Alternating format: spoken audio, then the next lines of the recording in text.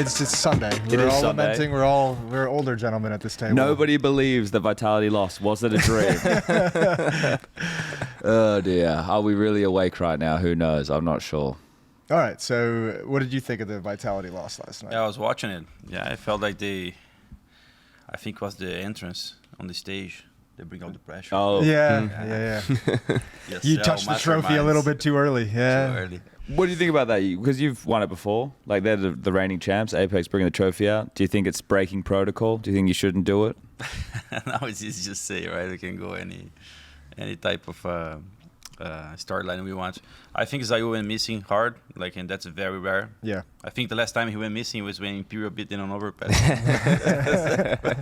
Some years ago, Yeah, so he didn't really play at his best. Flamesy went missing on the second map. Yeah, he disappeared on train. Yeah. Apparently, Mirage was Zywoo's worst map of the year.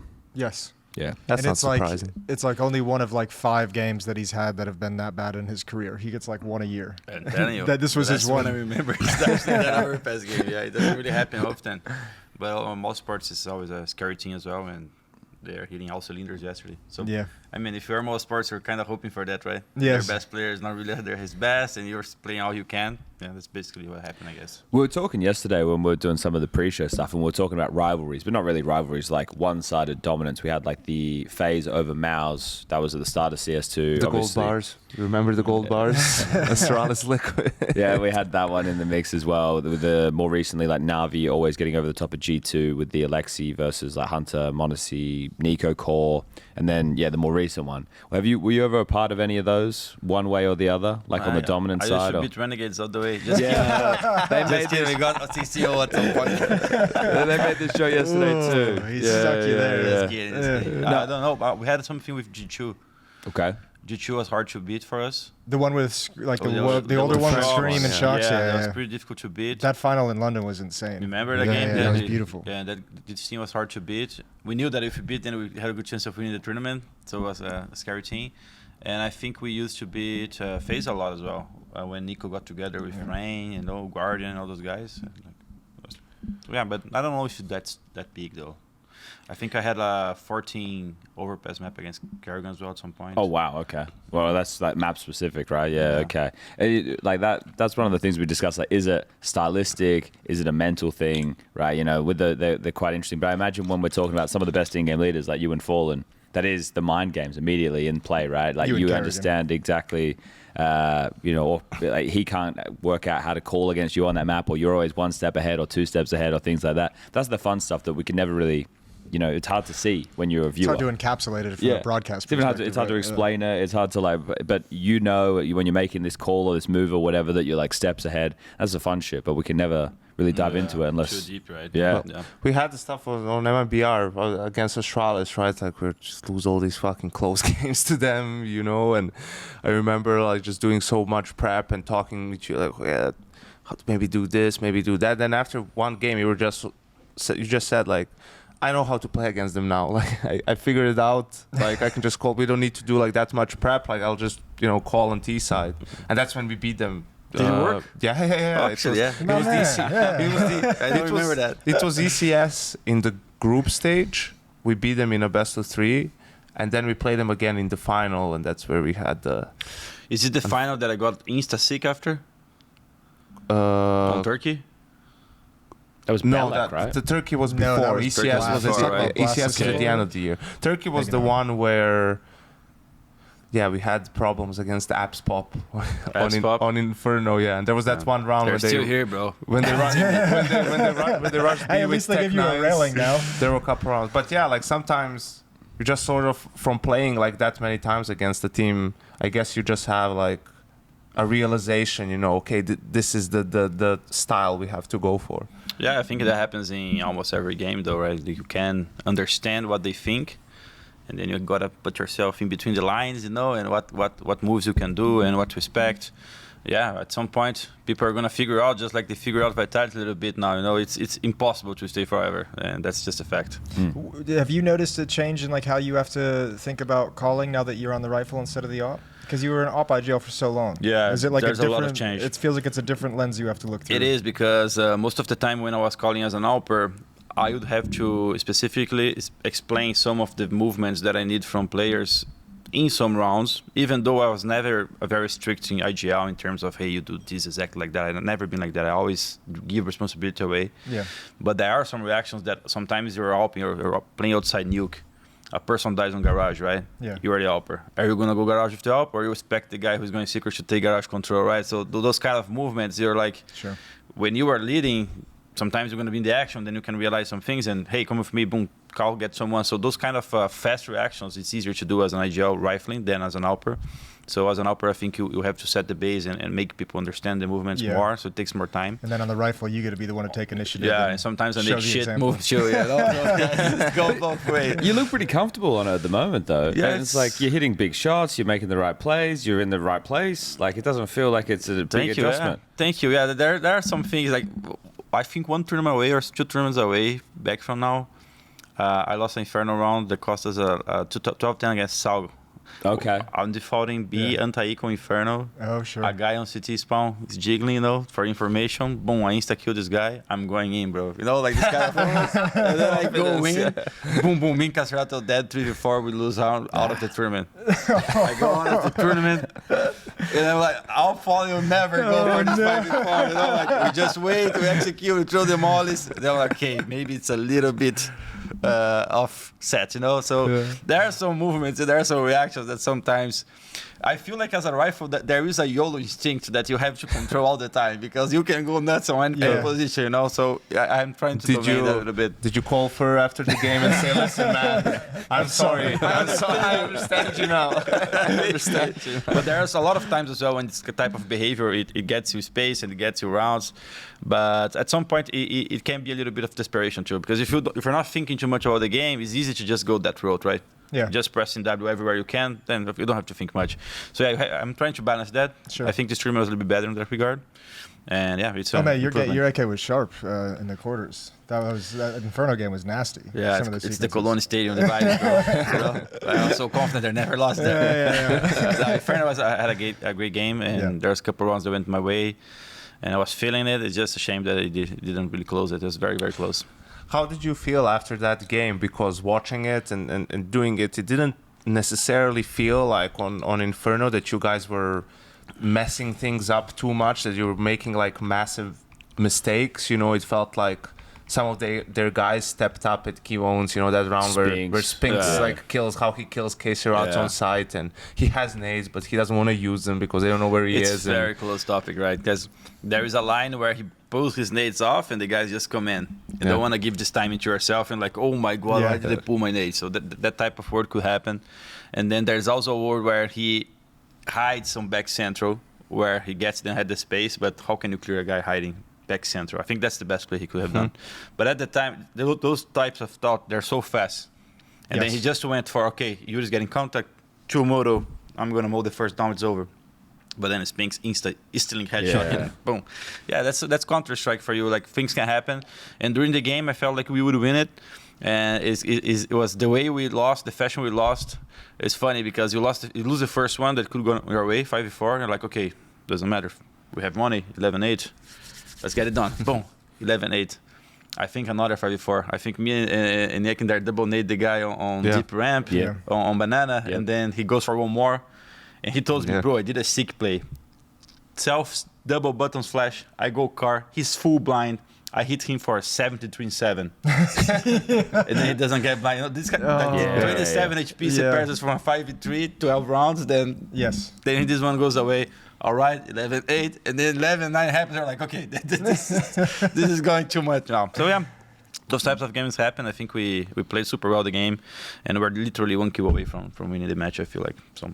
Yeah, for sure. Like, because Alex and I were casting that one, and then that Spinks round kind of allowed Exertion to get into the game because he was having a rough time in Banana against you guys, and then you guys started to give him space, or at least he was like earning the space, and then they had a lot more map control, and then from there it was like, because it's Inferno, it's not like you guys can do a lot. What are you going to do? You do the deep mid smoke and you run down mid, and you hope that you can get the kills on aggressor. Otherwise, your options are pretty limited, right? You play aggressive boiler and holes, maybe you even try. You guys were trying that. It's not like you didn't have ideas. The ideas were there, it just didn't didn't work out. So it's a bit of a shame from that perspective. But it was a great series. Like map 1, going into the overtimes and stuff. Hey, like, they lost both pistols. Yeah, they were good we in the lost gun both rounds, but it was like 4-0 down, 3-0 down in the 2 halves. The MR12, it's hard. Yeah, it was well played. There's a specific round where Exertion kills me on CT spawn, get the entry on me, and I died on that position for mobs on this tournament as well.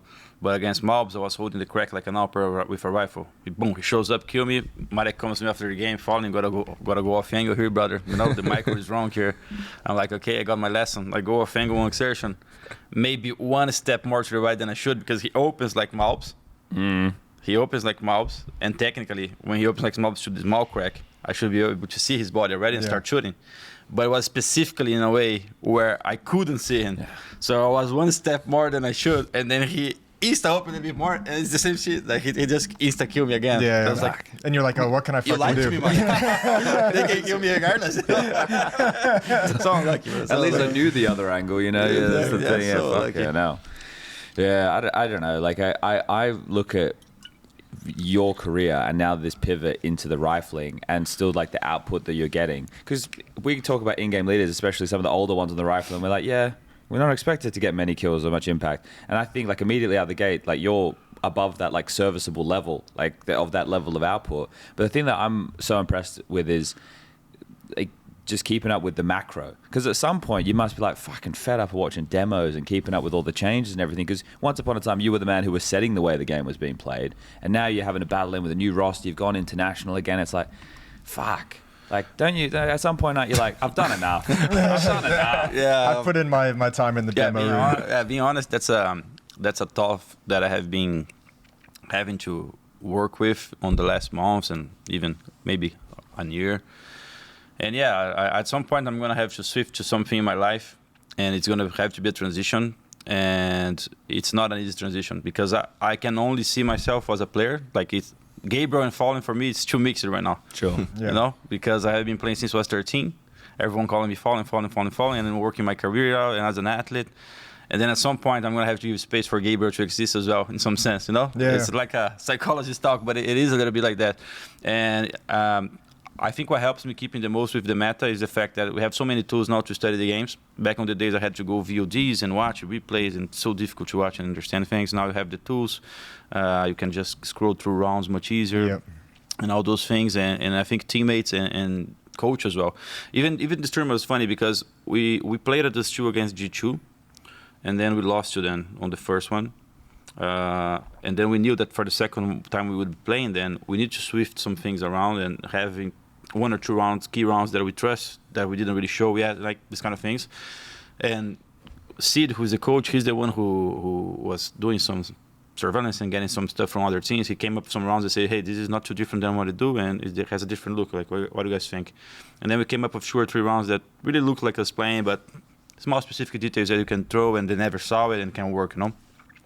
So I think the coach can help me a lot with that.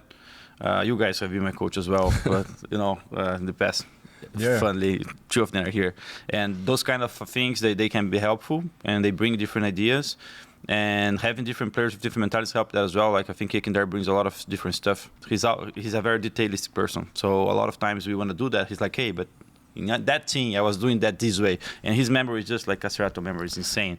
They know all the details from all the strategies, from all the times they played. They're like, bro, I cannot do that. Yeah. So those things help, you know. You know, Caserato's going to have it. He has a Tesla tattoo. You know, that guy knows what's up. But tell me about Yekindar. Why is he playing so much better with you guys? Back as well. Yeah, you know, his energy's back. His fire's back. It's great to see. Because he was struggling a ton in Liquid, right? Like for the longest time, and then he comes to stand in for you guys, and all of a sudden he's playing sick again. Yeah, you know, I think it's understated how important it is for the pieces on the team to be running well, even outside the game. Because when you have a good mix of personalities and people do well together and they collaborate together in a good way, it helps people. And I think you know the Brazilians, like we are always making fun of everything, trolling, jokes, you know. And he's a very funny person as well. He's always doing those things too. So like it's a good mix. And then the fact that as an IGL, you guys have worked with me, like I share responsibility a lot. Like I don't want to be the one dictating everything. I know when it's time for me to step up and hey, this is derailing, like let's go like this. But most of the times, if I can win games by not saying much, I will. I don't care. I don't have this ego that I have to be calling everything, you know, like it's me, you know, I don't give a fuck. So I think that it's good for someone like Marek because he kind of is IGL as well. He doesn't want to say it, but the way he plays, he... Don't say that. Well, the fact, the way he gets so much space playing that if you don't use it in your favor, it's gonna be in the other way around. So as I told him, like he needs to be playing with IGLs that let him control the game as well a little bit, because otherwise he's not gonna be playing his own ideas a lot. And imagine if I can only imagine that playing with other teams, maybe he had people cutting his legs out from the wings a lot, you know, like, and then you derail, you lose confidence, and then because he's too smart and trying to understand the macro, if he's playing a macro that doesn't make sense for him, how can he be confident? Sure. You know what I mean? The guy's calling something that doesn't make any sense on his head. How can he focus up and, okay, understand what I'm doing? So I think that's why I think he's playing well with us. He's very talented as well. I think his aim is underrated. Yeah. Like his aim is I have played with a lot of Deagle players, and most of the Deagle players I played, I was playing against me. Honestly, mouz, Nico, you know, like Rain. There are some guys who they have a name that you cannot explain, right? I hate good Deagle players. On my team, I had Coldzera, a little bit of Taco who was good with Deagle, and that's it, bro. And now, Yekindar. Yeah. So those guys who can hit those Deagle shots, it's because they're sharp with their aim, you know? And I can hit one on there once a year. And that's it. I actually need to see my new shorts on you, overpass, face it, yeah, ace. Often, you know? So they are just so squeezed, get so many kills. Shit, I used my Deagle round on a Faceit game. I think what happened to Yekindar in Liquid is like he went over there. I remember all the talk earlier. It's like, yeah, I'm catching them up with the macro and like I'm bringing the European stuff. This is when Nitro and stuff was still there. And then because he's bringing them knowledge that didn't exist for them, I think eventually it turned from, okay, this guy's helping us out to save us. Like, Yekindar, you have to kind of continue to push us in the right direction.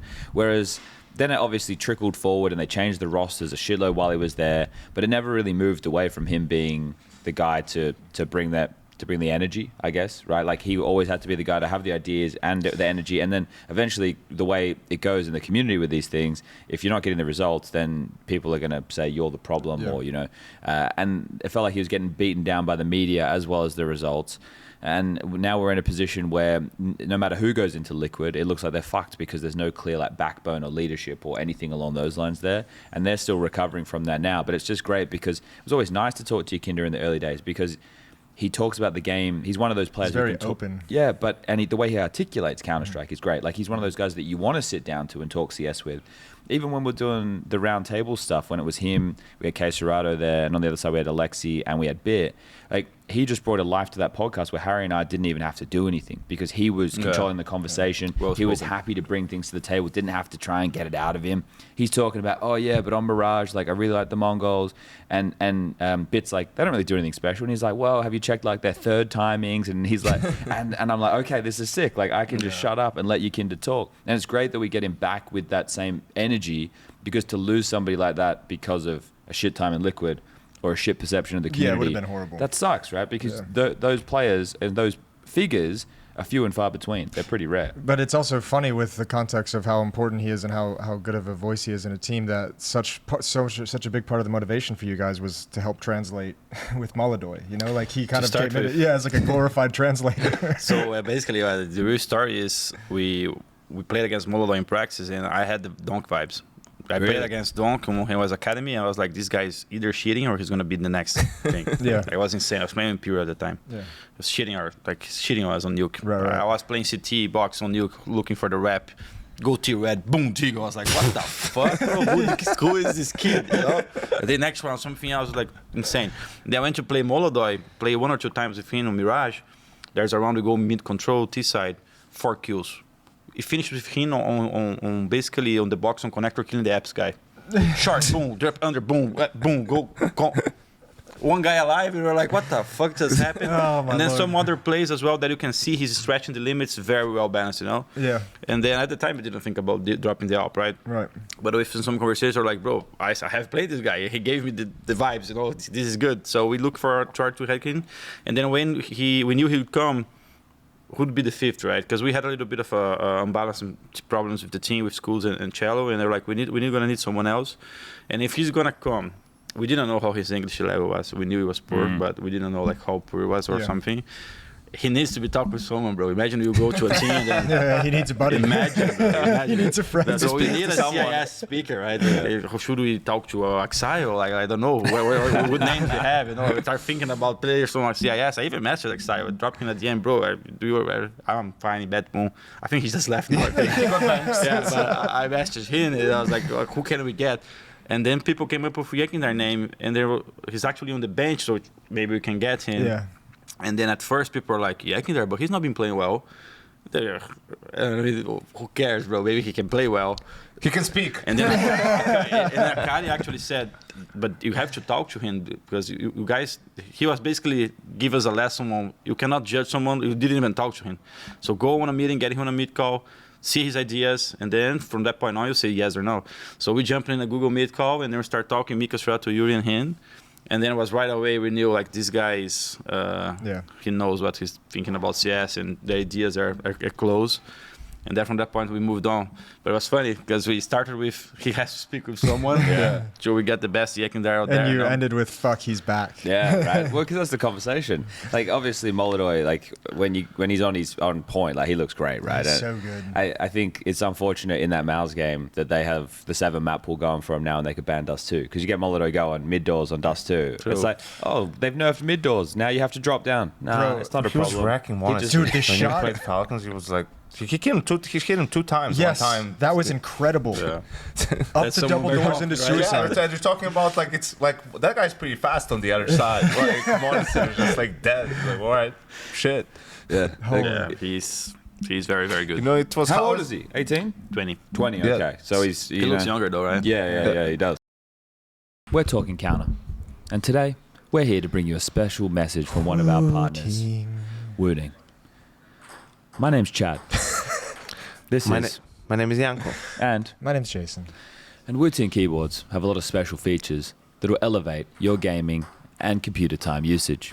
Some of my favorites include rapid trigger and tachyon mode for true AK polling.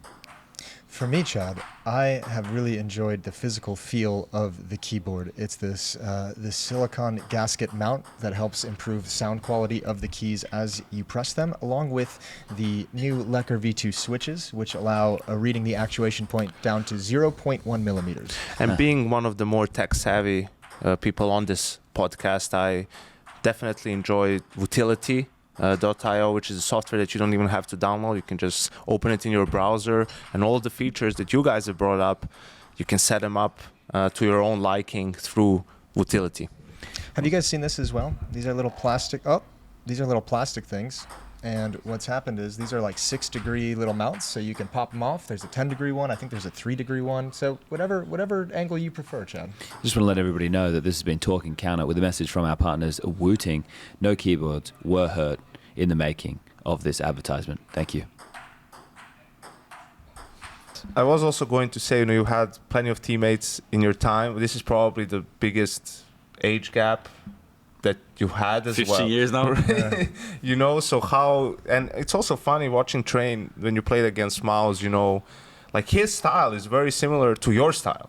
Like he is good at like up close combat hopping, moving around and whatnot. So how's it been like for you having like such a young kid also now in the AWP role, right? Like how's that whole experience been for you? Yeah, it's been fun. I think that as soon as he joined the team, I was a little bit concerned about not trying to put my ideas on his game.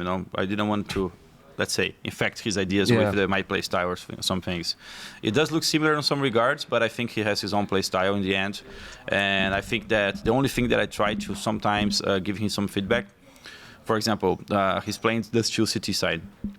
People are crossing long to ramp. He's CT, he has 2 flashes. Rifle is playing close, can go for a play.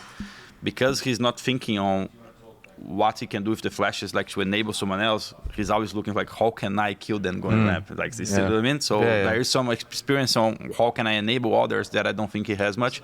But at the same time, maybe I was enabling others too much and not even getting my kills. So there's a balance where I don't want to We all know about Go the too FalleN deep. flashes, man. Yeah. So But it makes sense that a young player is not too thinking He's of not thinking about supporting, others. or supporting Exactly. too much, But there right? are positions where you have to, because Yeah. there's no other option. Like Yeah. I'm telling you, bro, there's no UCT. You have no HE. You cannot play this round anymore. It's not for you anymore. You know, on this exact timing. Yeah. So those kind of things I try to help. But other than that, he has his own ideas, and he's very good understanding what to do. And I think he's going to be one of the greatest. Like he's going to go further. He's going to go much further, I think. I think we're just laughing because we're talking about doing it here instead of a hotel room, the podcast, and it's like There is a but what ping if- pong what if table. people? There's people, but it's like, but Jason's like, who's gonna play ping pong at 11 a.m. on a Sunday? This is the thing that we're like in their space, right? So the fact that we're, You know, I told Pimp's him, idea yesterday was when we talked about this. He was like, "Just hide the balls, guys." You know, there's no way. it's like, Just take the ping pong Control away. the server, control everything. But this is it, it adds the real life element to everything like this. Yeah. It brings everybody into the event Opens up right the now. curtain, yeah. Yeah, this AI is, will fix it. I have been playing some ping pongs every day with Yekindar as well. Maybe that's he told me. Yeki is a The solid hand-eye ping pong player. coordination. Yeah, I have been wrecking him, bro. Oh shit! Okay. Yeah, and he told me that he ping pongs practicing every day. He's happy he had an eye strike for the game as well. no, but that's like sure. 'cause I don't know. the people doing like the ball dropping thing and stuff, Yeah. right? Like it's real. Like I think even just doing something as silly as bouncing a tennis ball, right, is getting your eyes to be tracking something, which is essentially what you're doing in Counter. Everything Obviously, helps. Everything rapid helps. as fuck, and it's completely different. But like this is it, Like It's as close as you get to warming up, right, for the game. yeah, and that's why I think like doing the physical things, because essentially it's just like your hands are the extension of what's going on in your brain. Like Yeah. it is important to do those things. You can't just fucking go in cold or something like that. Like you need to make sure that you're feeling something. All right. So what's the percentage of jokes that happen for Yekindar the way he plays? Oh yeah, Bro, for it's fuck's sake. insane, right? It's insane. I think at this point I'm already used to it, and I just let him do his own thing, of course. But he's playing a different game, bro. Honestly. Yeah, he's You inside the you game. go close to the monitor and you play it. This is not the same CS we play, bro. It's not. He's Have you playing a tried different it game. like for a map or something like in practice? I told them that we have to do a challenge, like a YouTube video. Everyone is playing like that to see how it goes. But I can see why he's doing it, and I feel like when we're playing, we're looking for this feeling zone where you feel like you were in your focus, right? And I think he learned to get the focus that close. And what can you do? If it goes far, he's like, I'm not too focused. What can you do, man? Yeah. I think because he's definitely flirted with it over time. You've seen him in some of the events like go closer and go further away.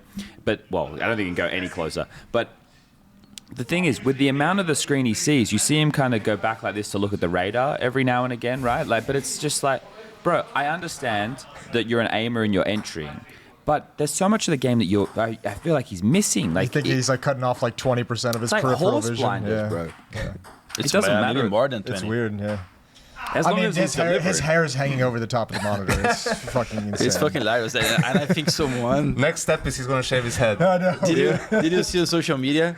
Someone was answering to technically a nude sent out on DMs, and he was saying, "This is me." After seeing your photo, it's like you didn't see that. Someone see it. got a Yekindar photo and messaged the girl or someone else. Like, That's the kind of meme this that'll win you is- a keyboard. That's right this there. is great, bro. Yeah, fucking hell. Jesus. Yeah, it's a phenomenon. I can't believe he's still doing it. But if it works, it works. That's the thing, Everyone's got their different setups, different settings. Like, is Like it Messi as well, playing with the different keyboard, yeah, moving the- mice and all those things. Like, how can you do it? He's got no excuse either. He's too young to be a Quake player. No, but it was from his old man, right? Yeah, so I guess if so. you're using the PC while the old man Pass was the on Quake it, tradition on to his son. you're not going to That's kind change your dad's settings. That's kind of admirable, I guess. Copper hiding if you change the old man's Yeah, that's a settings, good point. But like DGT, is it DGT? One of the guys who has it with the monitor so far forward, like it's like the monitor's like right towards the end of the desk, and he's like kind of like this. He goes like Yeah. this, right? Yeah. Which one of the players plays with the monitor tilted? There's someone who plays with like a 10-degree tilt on the monitor. I know that Lukowski has a Lukowski the way that he sits. Because he plays like that, right? Yeah, it's like he's playing the piano and he's looking at a crowd or something. bro, And I'm like, that's what crazy, the bro. fuck's going on? That one I don't get. Maybe I always thought that maybe he has a dominant eye. I think it's because maybe he played on a desk on his corner room, where you have those desks, they're not well positioned for everything you need to put there. And you end up with something like this. That's so crazy. I think so. It's so You crazy. know, Olaf played with like one side of sound at like 30% because he has like a bad ear. His ear, like let's say he hears only 40% in 1 year, so he has to turn it up or lower the other one so it's balanced out, because otherwise he would always think someone's on his right. It's incredible how many really good players have hearing issues for a game where audio is so important. FURIA had some as well. Olaf, Naf, there's got to be way more. As well. Yeah, Naf has some hearing. There you go, things, Chad. Yeah. Well, that explains everything. That explains everything. But he's had it his whole career. Like, it's been there, you know. It's like it's not just a recent thing. It's just been there. Okay, no. Yeah, okay. Well, yeah. I don't know. I think I'm healthy. But I'm a terrible player, so maybe I should have That's the problem. cut off an ear, or play with one eye. How much of an internal battle was it to give up the op for Molodoy? Was it a quick decision, or did you sit on it for a week, or were you pondering it? Like, that had to have been a pretty big sacrifice for you. I think, like, consciously it was easy and fast, because as soon as I realized I'm either stopping right now, like let it go, it's not working, like I'm not getting further where I want to go, or I can try something different. And as long as I click it, I was like, I don't give a damn. Like I can play a different role. Then I was a little bit of a struggle to think. I wasn't so sure that I could be impacting with the rifle. Like I didn't know if it would be that good, So I was a little bit afraid of, okay, maybe I'm not going to look too good. Yeah. So I was putting a lot of individual focus on the very beginning. And I think my best games were the first ones, because I was playing facets a lot, checking my micros. I even got some pain on my finger, I think because of crouching too much, honestly. Trying the dunk movements. Yeah, I have some pain on my finger, taking some medicine. It's a young man's game, Chad. Well, that's one of those new, but that's true though, right? Because like that level of micro for the keyboard side of things is kind of elevated in the last couple of years because of dunk and stuff. So yeah, it is where people, for them it's natural. For the older players, it's something you have to learn. True, it's such a difference. Like I think that they learn to start playing like this, like the Kilsukis and donks, and when I'm too old to relearn, rebrain everything, man. It's kind of impossible for me to, okay, now I'm gonna go donk level movement on keyboard. It's impossible for me, honestly. But even trying it, a little bit, I got some pain. But I think it was easy in a sense. I wasn't. Of course, I was identified with the DDP for so long. Yeah. But for me, because I'm such a team player and I just want to win with the best things I can, and it's fine to have someone else doing the job. And I knew for a fact that he would do better than me as well, just by looking at the numbers, statistics. Like he's a stronger AWPer right now in terms of firepower, And then I knew that having a stronger AWPer on the team would be beneficial as well. So I knew it would get better instantly just from having a better AWPer at the point. And that if I could handle myself and an extra player comes in and plays well, I think we could be strong, and that's what's happening. Well, when I was talking to Yekindar the other day, he was like, so one of the things he said you guys were focusing on in the break was, it's like, we don't just want to be a top 10 team, we want to tighten up our game to be like a top 5 team, right? And do you think you've shown that at like this event? Do you think that level's been shown that FURIA should be considered a team to be breaking into the top 5 now? Because it's still open for conversation. I think we're getting more and more comfortable. We only have few losses so far with this new lineup. We lost twice to Pain in the major, which we could have won. Probably both games. The first one was just 2-0-1, the second one was 2-0-3. We could have won both games, but they played well. We lost to Sal 2 times after vacation, which was very close to be a 2-0. We had a match point on Ancient closing up 2-0, and we lost at 5-3, which I was on door on Ancient. I strafed Catwalk 5-3. I had on the Tech 9. The guys don't have it. If I don't restrafe, it's over, bro. 2-0 quick. I restrafed. He kills me. He kills 2 more on Cave, and I'm like, what have I done, bro? So yeah, that could be a quick 2-0. And then we lost a game for G2. And we lost to Spirit during Astana on our first tournament. And now we lost to mouz. So there's a lot of wins and not too many defeats, and the team is growing. So yeah, I think we have what it takes to go further. I think Castrato and Yuri have been playing some of the best CS they can play, which is great. I think Castrato can play a little bit better than he has been playing, but well, he's even experiencing a resurgence as it is. Like he looks way sharper nowadays in this lineup than the previous one. Yeah, I think Yuri's playing lights out. Like Yuri was the best anchor in the major statistically, and he's been playing very well. And Yuri's helping me as well, because there are some positions that I got on CT side that was as complete and getting dominated, and he's like, just trade with me, I'll take those positions in. And then I moved, for example, I'm playing. What a homie. Yeah, I'm playing long on the Stu. He was playing long on the Stu for a big time, and he went to B. I think they have been gone for 3 or 5 matches without losing a single round on B. Okay. And I was like, I couldn't bring this kind of excellence to the B diffs, So he's bringing a lot of excellence in that regard. So yeah, I think the team can go further, and we can. The thing is to beat those topper guys. I think we're one kill away now from all sports, right? But we're going to have to be tested more, and we're going to have to be getting a little bit better. But I think we have what it takes to go further. Yeah, we can see more development, I think. Yeah, well, that's like cool because this like arc in the career is really nice because there was the whole Imperial thing and people were like, well, you know, FalleN's selling some jerseys, you know, like, but then since then, obviously in the FURIA time and where this is going, you guys have still been trying to work out what the roster is going to be, finally breaking through, having to go international. Yanka's been one of the biggest critics of FURIA probably over the last 4 years, I reckon. Yeah, since I got back from coaching. Yeah, and then this like breakthrough. You lost a lot? No, He just didn't like was the way COVID. the art was playing. I just didn't understand why they didn't remove art. Like I mean, the guys. You know, I know you're not gonna talk any shit about anyone ever, but it's just like his what he was doing individually, like on the server, decision making. Yeah, it's just like, you know, I'm in a face it game and I'm just gonna buy every round and try to have fun. It's like, it's fine at the start if you're like gimmicky and whatever, but you have to be able to evolve. And there was just no evolution whatsoever. And in my opinion, it was holding the entire team back because you see now how good Yuri and Coldzera are. And I can see what I mean. Yeah, now that I'm playing his role, basically, I understand some of the tough process he has inside the server. So this balance that I was talking about, that I have to sometimes see if I'm crossing a line there or not. Like, I think for art, his lines were different than ours, honestly. Like, that's what makes him special as well. And at the same time, that's what was the burden sometimes. Because the ways he sees the game, it's so micro and so detailed on his ideas that there wasn't space for a bigger grow in a sense where the team wants to go, like, moving with more, what's the word in English? Like, security, you know, because he was too risky, like, too gimmick. Yeah. And then, of course, can you win some games by being gimmicky? Of course. Do you want to have gimmick plays? Of course you want to have them, but in which balance? I think so art had the balance to the gimmick side more fluid than the others. No, that's why it looks so different.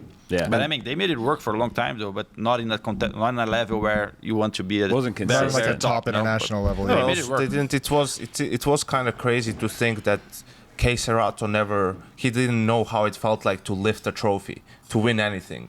You know, a player of that caliber. When you had, of course, you have the best teams in the world, but we've had teams win tournaments, you know, that are not the best. Like whether we're talking about smaller tournaments or even, you know, remember North won Masters in Stockholm, right, and whatnot. So that was just crazy to me, and it felt like it was clear what was holding them back, right, in a sense. And that's why I praised FURIA for like this move that turned out to be, you know, very good in the sense of you just did something, because there were so many changes for FURIA even before they brought you, where it's like, these changes don't feel like something that's gonna make a big difference, right? Like and I know that it's difficult in Brazil with the organizations and everything. You can't necessarily get the players that you want, but with this one, at least now, FURIA is fun to follow again. You know, it's fun to watch. There's something like fun about the team. You're playing good Counter-Strike, and I think also Jason mentioned, or Chad, Imperial, and yesterday the Imperial complexity rivalries, right? But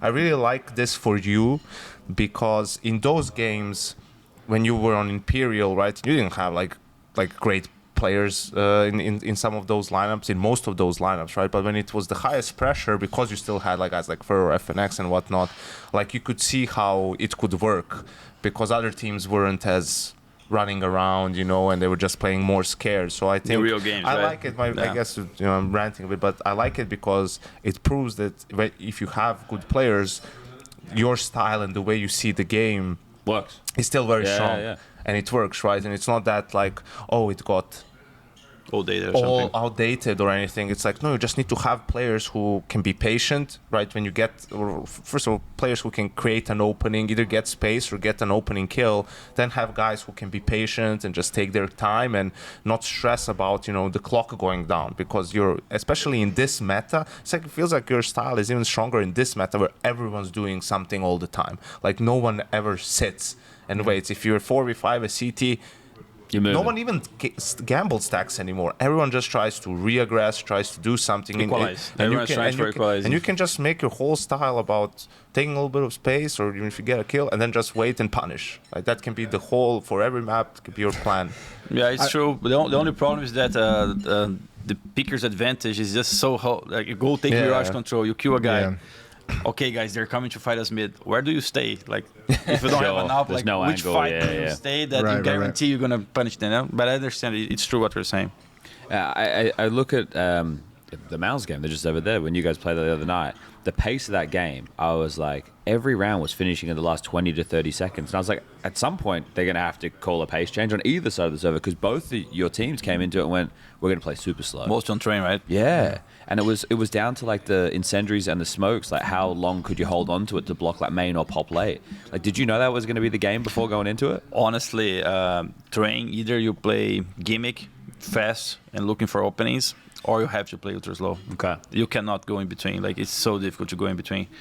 So I wasn't so sure that they would play like that, but they made it pretty obvious since the beginning. Like, as soon as the match started, You're like, okay, this is the game I got. Yeah. This is the end game train we're going to be playing. And exactly, if you don't have this thought, like, I have to hold my utility and do the right play on the right timing, otherwise you're going to lose. I remember there was a round I smoked mid on 39 seconds or 41 seconds, and I go close mid, and they're breaking the smoke, and like, hell, I'm dead. Like, my smoke is countered, right? Yeah. But I was able to go left side on diagonal, kill the pop guy first, and then smoke goes back, and I kill mid guys.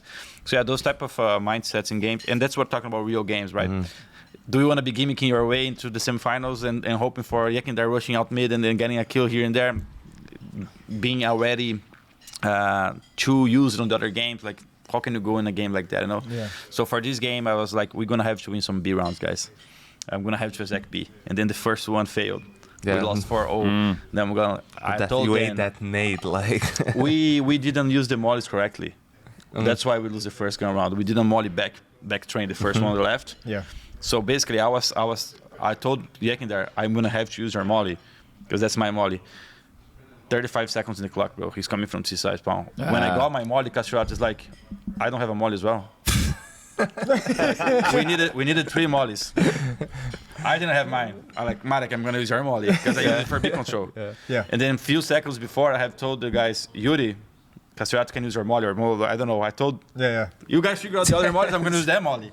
So when the molly came in, he's like, I don't have a molly. I was like, hell, fuck it. I gave the molly to René. I'm like, we're gonna do it without one. And then we do it live. And you did it later, and Spinks burnt in the molly and died. Exactly. That's what's supposed to happen the first go round.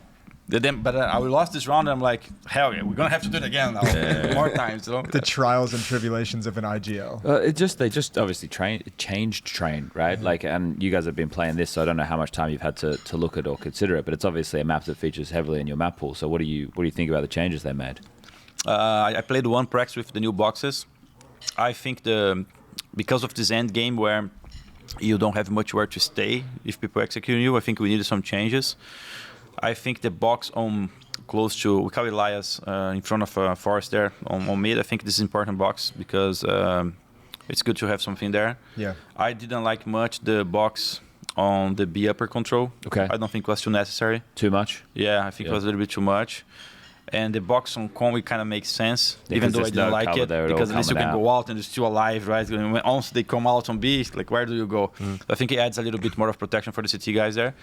But yeah, I think it's a good change. It's a lot of fun as the T too. I think it gives a lot of, like, when you get aggressive on con, you're not just like left out in the open. Well, the thing is they got rid of that cubby zone. Right? Yeah. The problem was the CT, I always thought, even if you do wait out like the molly and then you're going to retake, you had to worry about that like directly down little cubby that he sat in. That's where everyone so the fact that that's removed now, I think that's a really positive change. As well. Yeah, like that now it's just stairs. And then towards CT spawn, when you're retaking as a CT, they put that box near high ramp so that there's no visibility from backside oil all the way into CT spawn anymore, because they had the longest sight lines, man. Yeah, you go backside, you're already seeing you from... Yeah, that's true. So they added that. Changed that too? I didn't realize that. Yeah. And it gives that gives some cover to the upper or whoever's playing upper as well from the sidewalk push too, which is nice. You can, like, if you get flash for that push around first train. Well, if you look at the way, like Spinks again, and a good example, because yesterday against Vitality, he played like back there because they played like a retake in a setup, but they had 2 players. I think Torji was there and Spinks was there, and I think it was even anti-eco. Sure. So, but with that box we're talking about, it's good because if they drop in a site, he doesn't have to worry about getting shot, but he can still kill them as they're leaking out high ramp and dropping down too. So it's kind of like, I think the changes help the CTs, but what you're talking about is like it's more impactful late as opposed to early, because early I can imagine as a CT it's now just going to feel even more overpowered because sandwich smoke lands. You go to that position that we're talking about near 6 train, you can jump over that and see over the 6 train. The smoke doesn't really matter that much anymore. Yeah. So it's like it's going to definitely shift the meta in a big way. So I'm curious to see how new train plays. It's probably just going to slow it down, if anything. So. And do you feel the meta is shifting at all right now with the new CT changes? Actually, we are not even playing on them here, so it's like hard for to the tell. meta, they will. Oh, yeah, they with are. the money We are change. playing those changes. Yeah, I feel like there are some guns a little bit more unexpected in some rounds. Yeah. And I think those changes are good. Economically, it's a little bit better. I like it. Okay. Yeah. I think we're seeing a little bit teams, because they can buy the guns, like they go for buys, but there's in a lot of games I've seen buys where the cities don't have a lot of utility, and then what happens is they use like what they have maybe on some opening move to do something, and if they don't get a kill or whatever, or it's a 1-for-1 trade, like now they don't have utility for any more moves, so it's just gambling and saving or doing something. I think teams get baited a little bit by having this extra money, or they either can't all go for M4s, you need to have more utility for those rounds, or still just take a half buy and then your next round will be like the proper buy. Yeah, in the Navi match I saw Beat using Famous a lot. Maybe he's trying to get out of this position where I'm going to use the Famous so I have the utility, so yeah. But that's one of the things that I think is quite key there, is the keeping track of the money. Is that just infinitely harder now, right? Because now you're having to look at the kills that were made in rounds by the CTs. And honestly, it's not too conscious right now. Like I don't think I upgraded myself in a way where I'm counting the kills, but I should, right? Technically, you should. Well, now. Sid's job, yeah. Get the coach. He doesn't even have this cardboard. He's gonna have to press that for me real quick. Manually, he's just going through, like making notes, just one kill at a time. So I think that it's going to take a while before people get used to it. But I felt the CT side was always under a lot of stress. So now it feels like a little bit less alleviated stress. a little bit. Yeah. I think we had this at the major, because Falcons failed at the major, and then we had this quote from the Lin Vision coach, like saying, he didn't need much time to prepare for them. It's like you obviously played them in 2-0 them, right? So what was like when you were going through that game and doing some prep? Obviously they have a new player, but how did you feel about after preparing for them as a team? That's a good question. How can I answer that without? It doesn't come anything to my mind. I have to reprocess some stuff. So we had practice against them a few times, and so we have an idea on how they were playing. And Kyosuke, I knew that he would be playing well since the practice, and since I was practicing Spirit Academy as well, I already knew he'd be a good player. And coming to the match playing against them, honestly, we didn't prepare anything super special. And I think it's a little bit from the fact that I know Nico teams, they play very good CS in a way where they're not too gimmick, and it's going to be a real match, a normal match, so you know what to expect, In a sense, it can either help you a little bit, because if you make a comparison playing against a tier 2 team, for example, like they're going to have their own gimmick plays, and you have to know a little bit of the things that go offset different. But when you're playing the teams that Nico is playing in, they're going to be well balanced, and they're going to rely on the good fundamentals to win games. So we were not expecting anything too crazy during the matches, and we just played our game, honestly. There wasn't anything super special. All right. How's Kyosuke? He was hitting some bangers, bro.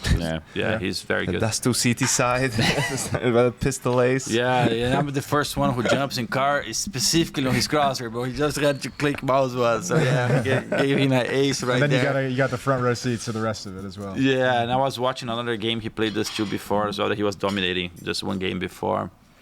But yeah, he played very well, but at the same time, I feel like Nico didn't have his best. So same like Zayu now missing with Vitality. Like if Nico's not playing his best on the position he's playing, they're gonna have a hard time. Yeah. What do you think of them? I mean, that's a lineup. We put that together, and I know it's like another kind of superstar conglomeration team, but it seems like they shouldn't be having the issues that they are having. I mean, just from your experience, you probably don't know the details inside the team, but what from the outside do you suspect has been the biggest obstacle for them? Because you played with superstars, you played with the average player. Yeah, we can only estimate, but I think before the changes happened, we always had Nico and Monesi as a duo carrying hard and playing so well. They were like, oh my God, if there were only more 3 players that can play close to that level, they would be winning everything. That's the popular stuff, right? But then now you have other players, and for example, Tezes is now moved to anchor position just like Yuri, because he gave space for Kyosuke to be playing. But Tezes was playing lights out, bro. There are games where I was watching Tezes, he was playing better than Nico many games, and we're like, bro, maybe Tezes is the real star. Yeah. He was playing so well, so now you got this guy who was playing these positions to play the anchor roles, and he's struggling a little bit, and I can relate why. It's so different. You're playing short and not playing B is different. Mirage is playing B now, it's different and playing short as well. So I think they got a worse of Tezes right now because of it. He's going to have to be transitioning, and maybe he can get to this level again, but it's a different position. So that's first fact. Secondarily, Nico is not really on the same level he was when we were mentioning, like he was carrying with Monesi. He's just not playing on this level anymore. He has to get back somehow. I think that's the biggest change. Yeah. Yeah, for him, I guess it would be more mindset. He's taken like more of like a backseat and like supportive role at times. It feels like to the younger guys. Maybe he's spending too much time on glowing the team as trying well. To set it, but on the end, he's playing. He has to be Nico, bro. If he's not Nico, it's not gonna work here. It doesn't matter who gets there. Right. I don't know. I think like there's been a lot of like focus on maybe their fundamentals overall as a team and like the things that they're doing poorly within. And this is the thing, when you have superstar players and you're so used to being able to bow yourself out of shit situations, when you're not playing well, you can no longer bow yourself out of shit situations. You have to actually play well as a unit. And that's one thing that the longer you're together as a team, the more experience you'll have in those situations, so you'll be able to have that catalog of how you're meant to respond. But it feels like they're going, well, we got superstars first, and we're not going to even build the fundamentals, or at least that hasn't been a focus yet, because it's still pretty new. Like, obviously, they spent a bit of time in the break, but Falcons have the biggest issue of everybody expects them to perform right now. Right now. That's right now or never. Right. So that will never leave though. That's something that they have to get over as a team. Everyone's hate watching as well. Like people are just love to see them. Everyone's cheering for them to fail, right? Like so. But that's just something you have to deal with and sort of block out the noise and just focus on getting better. Exactly. I guess. Yeah. I think we have to humble up and say, hey, we're not what they think we are right now, but we want to get there. I would go with that approach. Yeah. You know, I understand that they think we are the Real Madrid right now, but you're not ready to win the champions yet. You got to go through the fundamentals, got to go through the struggles, and got to embrace it. I think if you go throughout, like, I mean, history and you look at the teams that end up being the best, like, they didn't become the best because of this one roster change, or, you know, like, even you look at Vitality, like, yes, Rob's joined, but I don't know. they've had They already had the foundation. But they've had the foundation of that team for a long time. You know, the three core players of that team have been together for a long time. Yeah. Zyvo and Apex have been together for, you know, 5-6 years now, right? And all of these had the things. Base, right, before they added they also had, but it's like, this one change, I kind of is the last missing piece. It's not. You not have to cake. have the foundation, and the Falcons don't have it because they kept They changing. just changed IGL as well. Like like is even new as well. Yeah, you change so many things, right? True. Even for you guys, when you became the best, like you could see you were getting there, right? A couple of tournaments, it's like Fnatic, just you lose these close games and everything, and then it sort of one clicks. superstar, Coldzera comes in, Then it clicks after that, and you win something, so you get the confidence from winning, and then all of a sudden you're the best team in the world. Coldzera was insane when he joined your team. Coldzera, I think people forget. I don't think he had like a negative rating at a match for like 2 years. I think it's kind of Donk vibes, right? A little bit, but not entering. Not entering, But like that same feeling of like dominance, where you're just like, he's gonna be there. Yeah, right? he's gonna win this round. Like he's just gonna fucking I think do it's it. really, for me, it was when I joined their team as a coach. It was like everyone was playing checkers and Cold was playing chess. Like he was like 2 steps ahead of everyone else at the time, because everyone else was still doing, you know, what you don't even see nowadays when you watch a tier 1 game is like a guy feels like he has a good fight, so he's gonna peak in like a 3v2, you know, like to go for a fight or anything. And he was just always more patient than the other guy and just punishing people so hard. He always has the saying, always in clutches, is like 1v1s. He just stands there. And it's like the patience you're watching, and he's like, noobs will always play. Like they can't just sit still. Like they have to do. Eventually, they will have to do something, right? So he just outweights the guy and owns him. It was crazy. Yeah, it's giving me a little bit of the Nico vibes as well. Nico is very patient on his clutch. Games from the same time. He got from you guys, because you guys were beating them so hard, like you said, by being and in those clutches, and then it sort of imprinted in his brain. And from have to be more patient from that point on, I feel like his main focus is when the clutches happen. Listen, I might lose this clutch, but I'm going to be the most patient guy in this clutch. Yeah, true. What do you think has happened to Cold? That's a very good question, bro. That's a very good question. It's happened to that entire team. You're the last one standing. Well, so my BR 2018, I think, we start getting fed up with each other a little bit, like because we went to the top of the mountain and then you're going down and then you're always looking for reasons and everyone has their own reason on their head. And people change, including myself, with success and all those things. And then at some point, there was specific practice that I'm doing with the team, and Cold is already probably wanting to leave or something like that. And it's the only time I saw Cold trolling a practice. You were not on the team at that time, right? You were not the coach. No, you guys went back full Brazilian, yeah. And Zeus the was only back. practice I see Cold trolling, like literally not playing to his best or really not really wanting to improve. And then I didn't know how to deal at the time with the situation. Now probably more mature and less stressed, I would do differently. Yeah. Maybe we'd be still together, But at the time I was like, bro, if I don't explode here and I don't really lash away, like where are we going, right? So then I exploded there. I was like, well, we can cancel the practice. I'm not gonna practice this like doing shit. So I'm not gonna play here anymore. Boom, instant. Boom. Oh, jeez.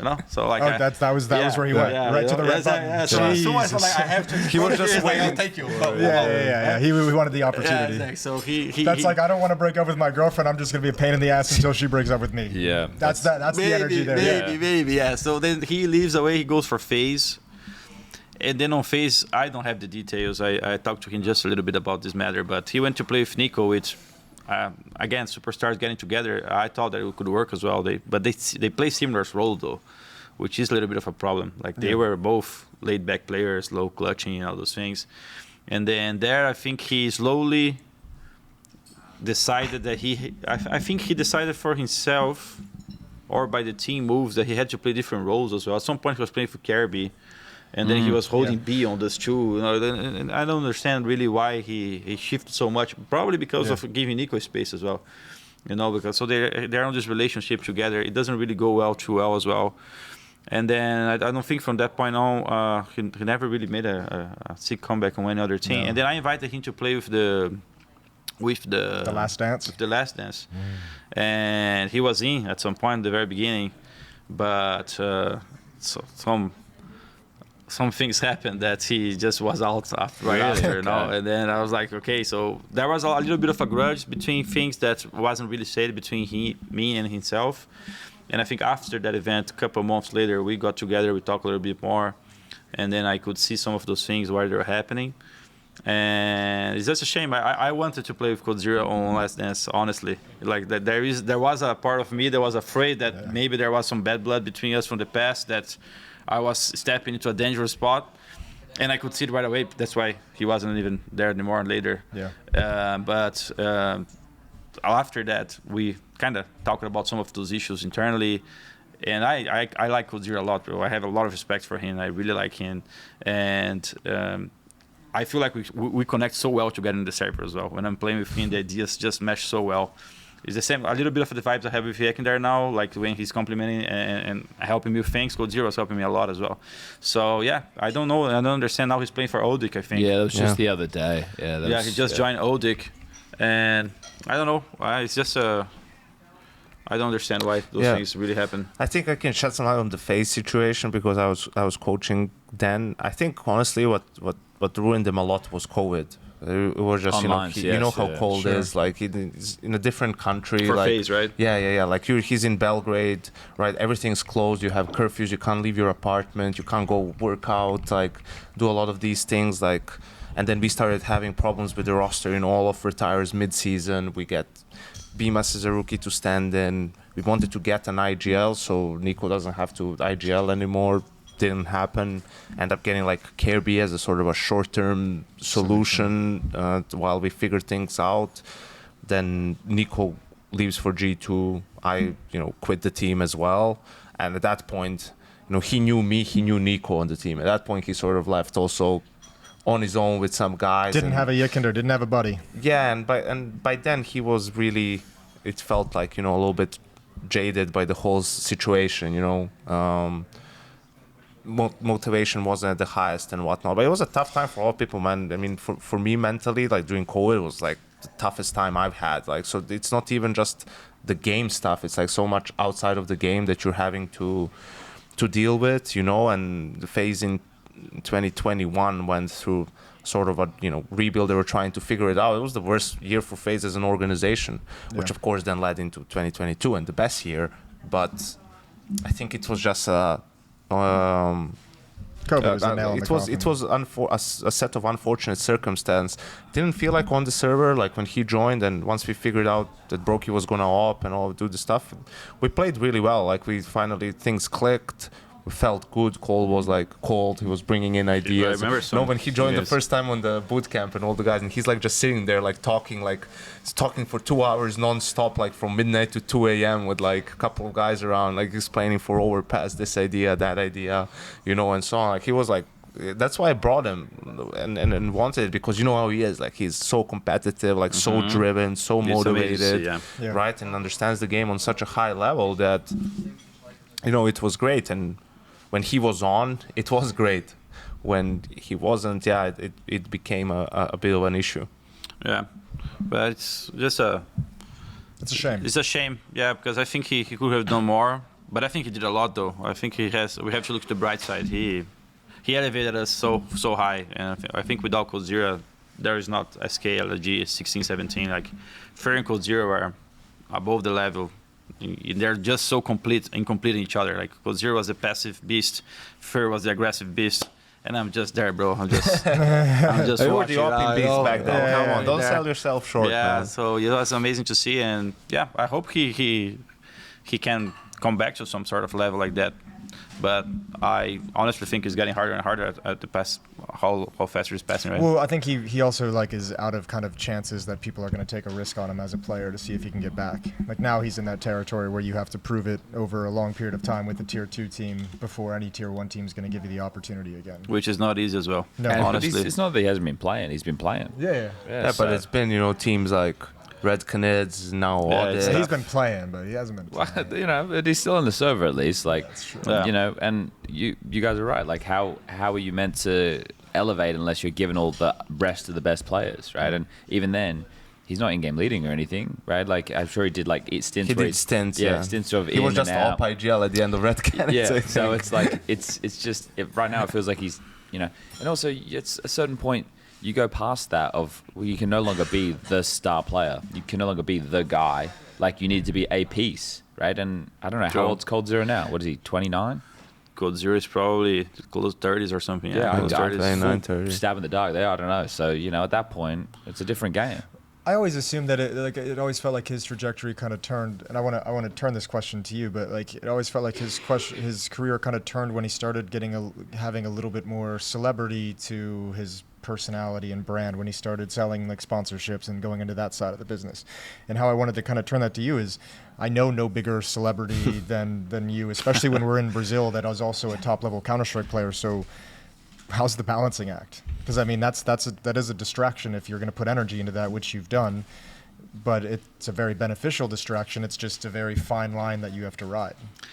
Yeah, so for me, the way it happened, it was always important to happen, because if it didn't happen, I wouldn't be here. For example, it's easy for me to look now, or someone to judge, FalleN, you should be only focused on being the best player you can, right? That's fair to say, fair statement. Yeah. If I had only gone that way, I wouldn't be here.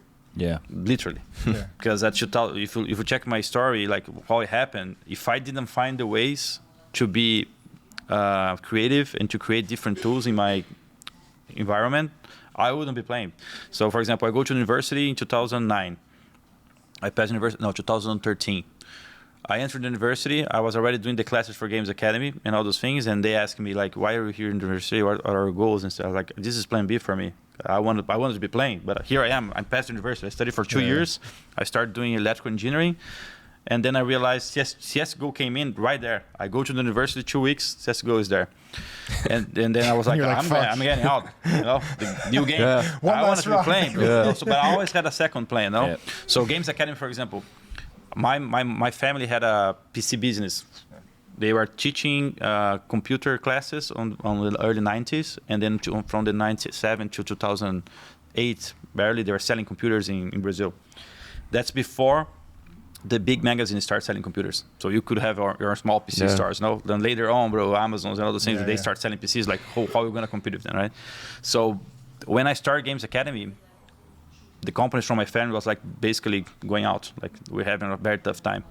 Basically have no meal to eat at night. My grandma was helping family. And then I was like, how can I play the game if I don't find a way to economically make sense? Yeah. So I came with Games Academy and FalleN's Academy at first, finding a way to still play, you know. And then what happens after is social media came in, Facebook and all those things. And I thought, I think it's smart to share how my life is for people who are gaming, because not all of them are going to be professional players. And I think I'm doing something cool, and maybe I can inspire others to know how my life is, and let's see how it gets from there. That's why I start like vlogging and doing Facebook things and all those things. Yeah.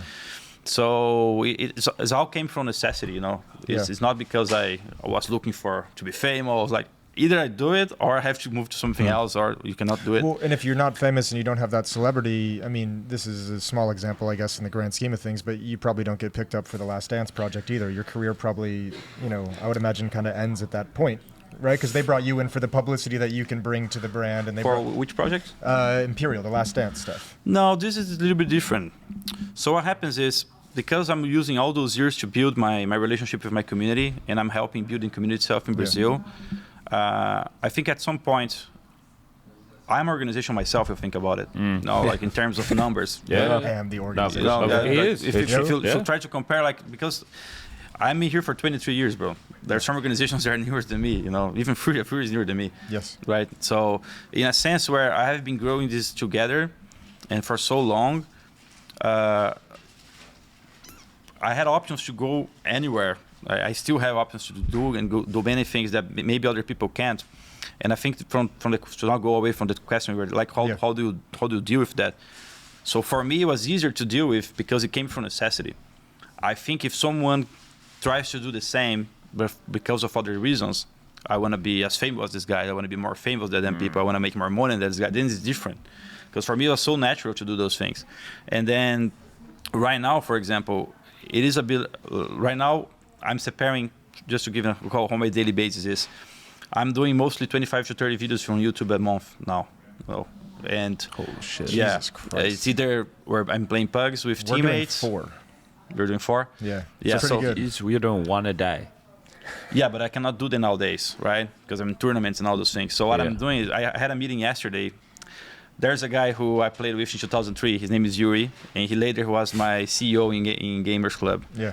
And now I'm working with him again, and he's helping me supervise. I always have people helping me as well. Yeah, it's impossible to do by myself. So on my business, I have my family, my mom, my brothers, with the gear equipment and all those things. They're helping me a lot. Yeah.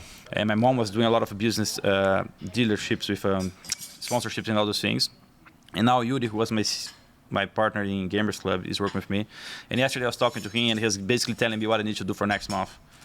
So I have some deliverables to do on first week for this company. I have to create those type of videos for this month. I have to do on the third week for this company.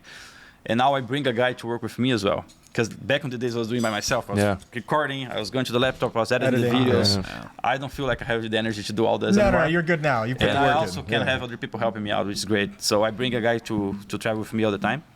And then basically, I have organized myself. But I think the difference is, for me, it was easier to deal with all that because it came from necessity. And it also always helped me because I could see that I was not playing only for playing. I was playing to get something else extra and then trying to align it. But yeah, sometimes it's tough. Sometimes it plays a role on you, but it also opens you a lot of doors as well that if you only focus on playing, you're going to have to rely specifically on being the best or being the best player in the world to get somewhere else, And if you are doing more stuff, you have more doors open. Yeah, for sure. I think So he falls on the Bubsky side of the debate. The Bubsky? See the Bubsky Kassad back and forth when Bubsky was just like, so few players actually make it, so always have a second option, always have a plan B. Yeah. He was right. Well, you do need a plan B, but you also should chase your passion, and this is both, right? So I think that it's so impressive, the balance in itself, and you're saying, well, that's because it came from me having to do it, right? Like you didn't have another choice, and that's right there is what, in video games, most people who are on video games are already in a pretty good position in life. It's not like it was back in the old days where you'd go to a LAN cafe, and even if you were going to a LAN cafe, you still must have been okay, like financially, to have time to go to a LAN cafe, right? And money. Yeah, exactly. So it's just one of those things where, motivation is a part of it, but necessity being the other, that has a big driving factor in life, right? Because you have to, you don't have another choice. It's like this is, and then from there, well, you've got the momentum, the ball's rolling. Like, why would you stop? You know, like this, what you've built right now is something that will likely, if you want it to exist forever. Yeah, really. So look back in the years, right? Yeah. Hey, would you take it? Like 15 years gonna look like that? Would you take it? Yeah. Well, I'm sure it's been quite stressful though. Oh yeah, it's been quite stressful, and you know, honestly, it's a dream life. Cannot lie, it's a dream life. But I think as everything in life, when it's too much, it gets on you as well. And right now, I've been traveling for way too long. I don't have a home, bro. Honestly, I don't have a home. I have been traveling since 2014 now. It's been 11 years. Bro, I don't think people understand what you had to go through during COVID either when you were with Liquid. Remember that? That shit was wild. Yeah. I was living in Liquid office because I could not get back home. Even if they gave me a free week, I didn't have the visa to go back home. And then it was like, oh, we have this America's qualifier, FalleN. You're going to go stay in Mexico City from Utrecht, and then you're going to come right back. And it was just tough, man. Yeah, it was tough. I was a little bit unlucky. Especially the uncertainty was probably the hardest part, because you never knew like what the rules truly were, when you were going to be able to get back into somewhere, and all your shit was in California, I think, or in the States, and you were just like, I don't know when I can get back in. And then the personal side of life, and I was even talking to Leticia about that those days ago. My wife finished law university in Brazil, and then without marrying, but basically marrying, because we were moving away to live with someone we were marrying, right? But without marrying, like she comes live with me in the US, and then as soon as she comes, I have to leave a lot. So she literally moved to stay by herself, which already plays a toll on her as well. And then you have all those things happening at the same time. Yeah, it's a lot, but it's a great life, but it comes with a lot of sacrifices that people can't really see. We don't talk about it much either. Yeah. And you know, it's one of the things that you don't even talk much about it as well, because people are always gonna read you and they're not gonna understand you, because how can be traveling all the day be bad? You cannot contemplate that. And actually, I understand you cannot contemplate that. Traveling is awesome, bro. Yes. Yeah. But you try doing that for 11 years, and how cool staying in your house is gonna be, basically. Oh, it's fucking great. I think also for you specifically is like you've been living in NA for so long because of your teams, right? Like you've not. It's not like you, when there's no tournament, you come back to Brazil and come back to your family, right? Like when there's no tournament, you go back to Malta or you go back to NA before, or wherever it is, right? So you only spend, I don't know how much in these 11 years. I'm sure you haven't spent like maybe 6 months tops all together in Brazil, like doing that. In Brazil, we only go for 14 days at the end of the year. So 15 December, normally we have the last tournament of the season, and then we get back on 4th July. So you really stay like with that for family a little bit. And sometimes on the mid-year vacation you can go. But for me now, I'm living in Miami. I got a place in Miami, and technically I'm living in Miami. I'm supposed to be living in Miami. So that's the situation, no? So yeah, those are the things that when people ask like how long can you play and stuff like that, I think I can play anytime I want. But at the same time, there's a part of my life that I just cannot leave because I have to compete. And to compete, I have to be in Europe. And to be in Europe, I cannot be at home. So there's so many details into it that at some point, Gabriel and FalleN are going to have to get to a consensus where, okay, let's leave something else as well, no? But so far, I cannot, this, it's interesting, I'm going to share this, I wanted to play until June when I signed with FURIA. I like, okay, 2 years more, I talked to my wife, we can do this, I think I want to compete a little bit more, we can go further. Yep. And then as June started getting in, that's why Molodoy things happen as well. FalleN, are you going to leave? That's what you planned, how the fuck are you gonna get a IGL in an Alper? If you leave right now, right? Basically, who is gonna come in? Okay, bro, it's actually true. And he said, why don't you try doing something else? It's not what if get another Alper? That's Molodoy kicks in. So slowly, and we're getting to this transition point where if I feel like, if I really want to, I can. Okay, now the team is in good shape. Because right now, coming back to the semester, it was the first time in my all career that I thought about not coming. Really? Yeah. Wow. Yeah. Emotionally and internally, I was like, I didn't want to be going. It's not because it's not great, it's being super fucking amazing. Just the other side of my life was starting to showing up and they have desires that. So I go back to Malta right now and I'm fucking depressed for 2 days, bro. For the first time in my life coming to a season. When you actually have to confront that fact. Yeah, I know. Yeah. So I go back to Malta and then I'm struggling. And then I talk to my psychologist and then I figure myself out and then I put some focus and okay, I'm gonna make it work until December, and then I'll see from there. It's been great, bro. It's been great. Like even my wife, she supports me. She's telling me to play more. She knows I love it, but at the same time, it's just an internal battle regarding leaving other things or not, and it's always constantly there, you know. And yeah, but I'm enjoying it in a sense where it's going much better than I thought. Playing with all those new kids and stuff, but it's a part of life that is just hiding out there that you just cannot touch at the moment. It's just waiting for you. Yeah. It's gonna come. Yeah. Okay. I guess, do you go back to Malta tomorrow, or are you On Monday? Yeah, Monday night. So you're gonna play Bounty from Malta? Yeah. Okay. So the ping's not gonna be great. It's 39, 36 ping. Yeah, I know, but it's not 5, is it? You know, that's Should come to Belgrade, bro. I'll hook you up. Bro, Mate, he's been playing in the States. He's living in California and Miami. He's They- on the ends. He's playing with 60, 70 ping for most of his career. yeah. online in No, the it's States. fair enough, but it's like it. you'll try hitting the kids with 5, right? You say that. Mate, at this point, I need any advantage I can get, you know. But yeah, so you guys have the facility. Well, is it a facility, or do you all just have apartments? Like, what is the setup in Malta? So basically, they have 3 double room dormitories apartment Okay. close to each other, and on the bottom left they have an office, so we can now easy go from the living room to Oh, that's the, nice. Yeah, it's super easy, super accessible. It's a good structure. They just upgraded the PCs now. Okay. Yeah, new processors and stuff. Okay. That's nice. Yeah, so it's gonna be good. Molodoy and Marikler are coming as well. So yeah.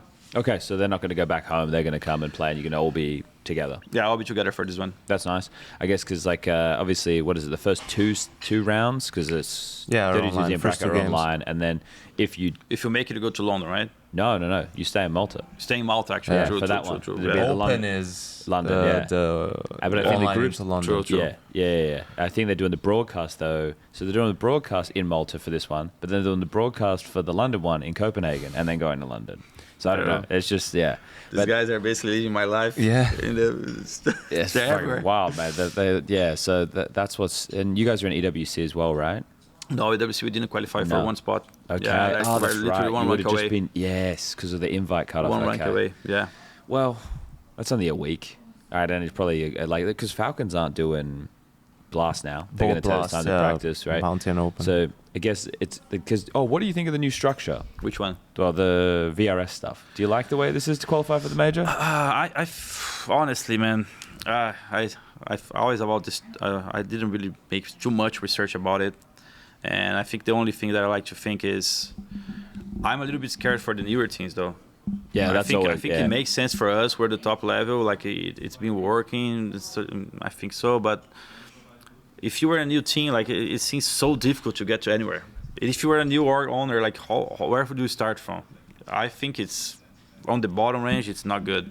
Well, that's the hard part, right? Like you look at it, NIP is the team that came from nowhere to now being a top like 30 team to get the invites, but they're a known org. They already have the resources and the know-how. Well, maybe not the know-how. They've got the resources. They're getting there. Yeah, they're back on the bike to put into the right place to get them to where they need to be. But if you're from like a team, you know, from a smaller region, or you know, you just They couldn't fly their team out to NA to play Philadelphia. Philadelphia. Yeah, you know. How many org owners as well? They're just enthusiasts. Like Yeah. if you look Yeah. for Brazil, for example, a guy who has a little bit of money from another business is like, okay, I like CS. I'm gonna create a new team. Like we've seen a lot of them close their doors. Like a lot of them. Like we don't know. Like this is not accessible anymore. Yeah, it is interesting to see how it does end up because it's the tier 2 kind of circuit that needs the most refinement, I would say, at the moment. And there's even stuff happening with some of the bigger events.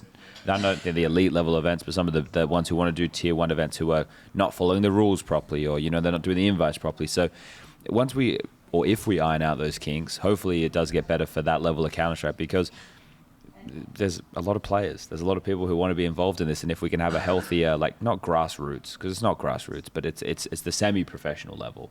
That's where, you know, it's only going to feed better to the future of the game, right? So, yeah, I don't know. At the moment, maybe they need some developments on this area. I agree. Yeah, but I think can be upgraded with time and all the feedbacks. I think Valve has been listening and they have been trying. But I do like that Valve is getting involved though. I think this is important.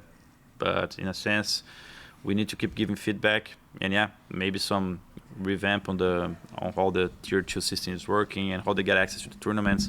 Because I the only thing that I fear the most is getting the bubble too close, and then people are like, I'm not gonna get there, not gonna play this, you know. Yeah, if there's no value in entering the competitive circuit, Yeah, you like- start having an issue. Yeah, I don't. Counter-Strike is here because of that openness, I guess. Yeah. I think also I want to ask you about like FURIA has been the best Brazilian team for a long time, and even they had to go international recently. And you have Payne, who had a good result at the major, but outside of that, there hasn't been a lot of these Brazilian teams. Them, MIBR, Legacy or Imperial, whoever you want to put there as well, is I've been struggling to really truly break through and sort of have some consistently good result. What do you think is the reason for that? Is it as simple as, it's hard to get the players that you want maybe because no one wants to, the buyouts are still so insanely high, or something else? Yeah, I think one fact is definitely not being able to experiment with the pieces, because I think maybe if we would be back on the days when you can just, hey, you want to come to our team? It's just so easy. Maybe you can try more things, and now it didn't work out. That the other guy, maybe there's a certain sort of combination for Brazilian players that could be playing on a very high level. Because it feels like, on paper, it feels like there could be two top teams. There's lots of good players. But they're all so, Yeah, there's always one or two guys on every team that are outstanding, right? If you look at it, there is, and then the question is, would they work together, and can you test them together? So basically, you can. This is first fact. And secondarily, I think for some reason, like there are regions who have been producing better talents than us. It's just a fact. Like you look at the CIS region over the last 4 or 5 years, they're just producing bigger talents. They're better and better players with more numbers. And I think the fact that the CIS region and the European region are always so connected on the main level when they're playing initially, right, FPLs and all those things, they can trade this knowledge and then playing everyday basis with all those players. It gives them a little bit of upper hand on that regard. So that's the second fact. And but if you look, for example, for Sweden, like how can you explain Sweden not being on the planet? They've dropped off the face How of the can earth. you explain that as well? Like they have the same resources as the CIS people. They play with the same leagues, like in the same beginner level, and generation-wise, it's just not as strong as it was before. So I think it's just cycles, man. Just cycles. Some players are gonna come up and reshape what you see, and I think in some years the CIS region might not be the one developing the most talents anymore, and someone else can come in. Yeah. Interesting. It's going to be Mongolia. Well, they're doing a pretty good job. Yeah, they're not anyways, doing it is, bad right? over Yeah, there. They're right? not doing bad in Mongolia. But it is kind of wild. Like I think like I wanted to go with necessity, but it's not like the Brazilian players don't want to get better or be good. It's just that there's now, because of what you did throughout the legacy time, not the team legacy, your legacy was bring more interest. So now there's more orgs. So you have more orgs who are paying maybe not huge salaries, but livable salaries, I would imagine. I don't know. So now more people get to eat, and then maybe the hunger goes a little bit from people to push it to that next level. But you're bang on about not getting to try the players together, because we can sit and we can go, get Insani, get this guy, big Coldzera, put him with NQZ. Then the contract talks and begin, and you're like, well, that's impossible. So I guess we'll just keep it as a dream. Yeah, we're gonna have to Falcons V2, bro. Yeah, the Brazilian version. Right? Yeah, why not? Brazilian why not? Falcons. Get the guy back who used to own the MIBR, MIBR way in the back day. then. Paulo Veloso, he's around, bro. He's still around, maybe. Is There he you really? go. Oh, really? He's part of the org. A little bit. Okay, But, gotcha. yeah. That's sweet. Sometimes I see him. Yeah. He was a legend back in the day. Yeah, Paulo Veloso, bro. Yeah, damn. That comes from full love. His kid was playing, and he wanted to support his kid, and got to know the game, got involved, sent them for Sweden for boot camps in 2006. Insane, bro. Paulo Veloso's. Oh, when he put that team together in like 2004 or 5 with like Jaguar and all like that was a crazy thing to watch happen at the time, because you're like, this doesn't make any sense. know Like, what we he didn't know did? people were going to be spending money on this There's shit. something that a lot of people forget, but there was a time when there was 3 MIBR lineups. One from São Paulo, one from Rio, and another one. He made them fall all to win shuttles PCs and to see who would be MIBR. Really? That's So a you had baller thing. you had Kogu playing for Yeah. for I don't remember exactly lineups now, but FNX was playing with some guys from São Paulo, because he's from São Paulo, and then there were the real guys, which Paulo Veloso is Yeah. from, Pred, Pava, Kogu. So they had to all fight between themselves. That's pretty sick. To see who would be MIBR. Bro, that's like 20 years ago. It's I know. That's crazy. It's cool. It's cool running into Kogu at events from time to time. It's fun seeing him walk around. That was with like the more LAN cafe culture back in the day. That's one of the things that we'll never get back. Yeah. Right. But it's good because the internet's gotten so good you don't have to. It's bad because you've lost that kind of community and the rivalry and all those things. Like Local rivalries. were You the had shit that in back Australia a lot? So in Australia, it was like it was hard to go. Like nationally, you'd go like a couple of times a year to a national event. So I would be like from Perth, and there'd be a couple of Perth teams. But even our LAN events in Perth could get 12 to 16 teams just in Perth. And that was every state could do that in the whole country. So it was like Western Australia, Melbourne, Sydney, Brisbane, even Adelaide could get it. And then you go to the national events and everybody would kind of clash there. And that was fucking sick because everyone was state-based. I don't think this generation can understand what we're talking, right? It was so cool, man. Yeah, it's so cool. Because it was the social aspect, right? Like it wasn't just about how good are you at the game. It was like playing face-to-face setups, right? Shouting at the other team, right, and getting in their face and just knowing, like, you come into tournament at the start, obviously you're shit, right? Like you're not gonna maybe win one group's game, right? But then it's like slowly you can win one game in your groups. Then slowly a couple more tournaments you can get into the playoffs, right? And like that's where it gets super exciting, like to see that progress and to have that feel. There's nothing like playing on LAN, right? And there's nothing like competing on LAN. It's just the fire that you get is awesome. FalleN, were you ever a smack talker? Because Brazil had a hardcore scene. Really? These days you're in strike. There was a tournament. There was a tournament I was playing in 2009. This is the first local tournament I won, playing for Fire Gamers. That's the Tier 1 tournament in Brazil that I won, the first one. After the tournament, BTT, I don't know if you remember him. I do. Yeah. We go to the shopping mall. He comes up from the what's the name? Escalator. He hits me in the chest, bro. What the fuck? Insta. He's playing for my IBR, beating. Is this like a friendly thing that crossed the line, or was this like a genuine? I didn't really talk to him much. We're not friends. But he told me that I was talking shit the whole fucking game. And I was the new kid in the block, like playing well and winning.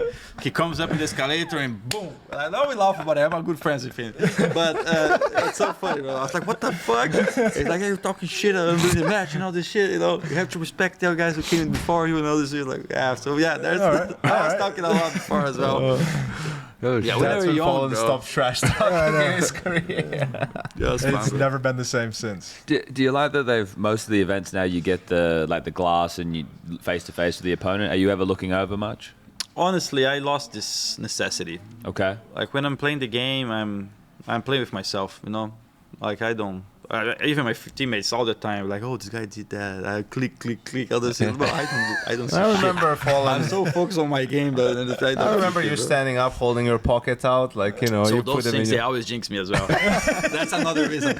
I'm beating Zayu on vertical, boom, I show my pocket on the clutch against him, boom, he insta-kills everyone next 2 rounds. Like, fuck that, bro. Even now against mouz, bro, I'm beating, then I do a good round at 3, the third is coming. I'm only doing it for myself, still jinxes, bro.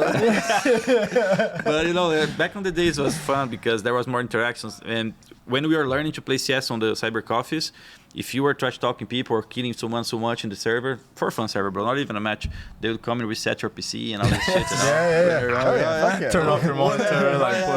Oh, you were this guy talking shit? Boom. Bump you as you're playing, give you an elbow. Oh, shit. I miss it. That's actually, I think for people at home as well, they hear that and they go, oh, so what? You just have to start your computer back up. No, you got to wait for it to boot, then you have to log back in with the code, and maybe it was like they had the paper code, or you didn't have an account at the time. And everything got reset once you open it up. You have to read all your settings and shit because it's like you're paying by time as well. Yeah, fuck, man, that is actually quite brutal. That's real good slander. Okay, I never did that one. But in the past, I trash talking more.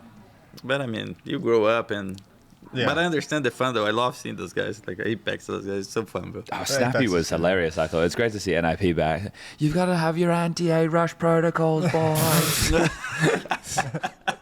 Just trash talking Navi. It's like, oh my god, like, this is too good. I love that type of shit, especially when it's like highbrow. When it's not, you fucking suck. It's like, oh, okay, come on, man. There's another thing as well. Like I remember when I was younger, that when I had events. Like on this fashion before matches, I would go to the matches so focused that I was untouchable. Like if someone made a grudge with me before a match and I had to go play in, bro, so it was enabling some focus on me that I didn't have. So that's why I don't have. I think if you trash talking too much, you're enabling things in the others too, you know, because you know what I mean. Yes, you don't want to give them more fuel. Exactly. You know, you don't want them to want to beat you any more than they already do, right? Exactly. Isn't that the cold thing when someone tried to knife him in Chicken Coop and Cobble back in the day? Simply, this is on my YouTube recently. 7-1 for them, 7-0 or something like this. Yeah. He tries to knife him. Bro, baby. That's the wrong thing. The wrong thing to do. He turned it on me right there. Exactly. Oh shit! Lock it straight in. All right. Well, Yeah, We've kept FalleN for about an hour and a half. Yeah, we're gonna let you go. We'll get out of here. Yeah, we appreciate your time. All right, thanks guys for having me. Yanko has something he wants to say. Yanko, what do you want to say? No, what? No, you did the. No. It was awesome. I hope we can get the AI to take out the table tennis noise. If not, it's just going to be there. Yeah, which was fun. It was, the ambience, a lot going on. Hopefully we don't get in trouble for using this room. If we do, we blame it all on Jason. Yep, that's fun. Oh. That's right. That was fun, guys. Thanks for having me. My ex-coach is here. The guy who 16-0'd me. No. I wasn't in the team then. You were not there? No. You 16-0'd us, then I Three left, of the people who ruined your You career made the Chad most. quit. No, you can keep the story like that. 16-0 us. Don't worry, bro. Don't worry. Yeah, I was there. No, I think I was out. I think that's when they added Ricky, maybe. I think I quit at that point. Yeah, made the upgrade. We played a couple times. It was fun going to the tournaments. Very early stage. Yeah. Australians, Brazilians, like so far away. Yeah, y'all traveling from the corners of the earth and Yeah. arriving with no PCs, not able to play Counter-Strike. And look at Brazilian Counter-Strike and Australian Counter-Strike now, guys. No PC boot camps are back. Okay, no. Shit. All right. Well All done. right. Thanks, guys.